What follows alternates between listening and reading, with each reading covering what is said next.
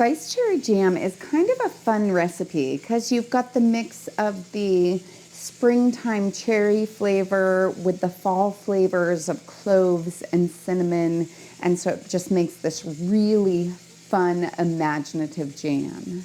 I begin by destemming 2 pounds worth of sweet cherries. I wash the cherries to remove any pesticide residue. Then I run my cherries through my pitting device. I like it, but it does miss the pits sometimes, so it's important to keep an eye out for them. When I'm doing jams, I like to use the blender when I can. With cherries, it's a little more dangerous because if you have any pits in there, you're gonna have to fish them out. So I'll add half of my cherries to start off with. Then I'll place my blender on low and listen for any cherry pits. So this is what's required if there is a cherry pit in there. Not a fun process. Now I'll add my puree to a large pot and add 6 tablespoons of pectin, 1/4 cup of lemon juice, a half a teaspoon of ground cloves, a half a teaspoon of cinnamon, and a half a teaspoon of butter. The butter just makes it so that it decreases the foaming. And then I'll place this on the stove and bring it to a boil. Now that it's beginning to boil, I'll add 4½ cups of sugar. I want to have this pre-measured so that I can add it to the pan all at once. Then I just mix it in well, and I'll bring it back to a boil. Now that it's back up to a good boil, I'll set my timer for 1 minute and stir it continuously. I'll then add a half of a teaspoon of vanilla. I'll stir in the vanilla to make sure that it gets spread throughout. I really don't want to put that in before I've cooked it because if I do, then it'll burn off a lot of that flavor.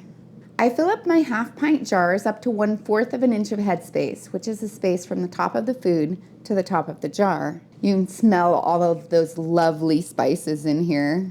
This one's kind of fun. It kind of reminds me of a butter just because of those spices that are in it. I'll then use a clean damp cloth to wipe off the rim of my jars. This is just so that if any of the jam got on the edge, it won't interfere with the seal. I'll then put my lids and rings on until they're fingertip tight. I'm using the Superb lids today. I actually have a link and a coupon code for 20% off in the description below.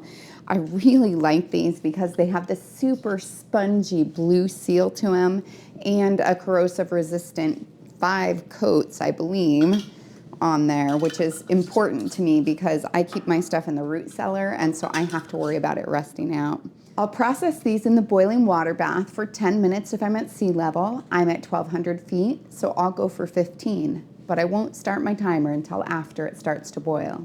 Now that the processing time is done, I'll turn off the heat, remove the lid, and let it cool for 5 minutes. I place the jars on a heat-resistant surface about 1 to 2 inches apart so that they can cool quickly. I'll leave them there for about 24 hours so that they can get a good seal. I can tell that they have a good seal if the center of the lid has depressed down. If it has, I'll remove the ring, wash it with hot soapy water, and store it in a cool, dry, dark location like my pantry and use it in the next 1 to 3 years.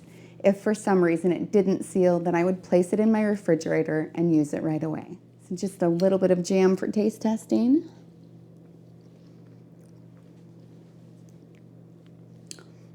And it's so good. I mean, I can even picture using this as a glaze for on a ham. That would be delicious. Yeah, no, this is lovely. The other thing that I think that this would be good on is even like crackers or apple slices with a little bit of cheese. Delicious.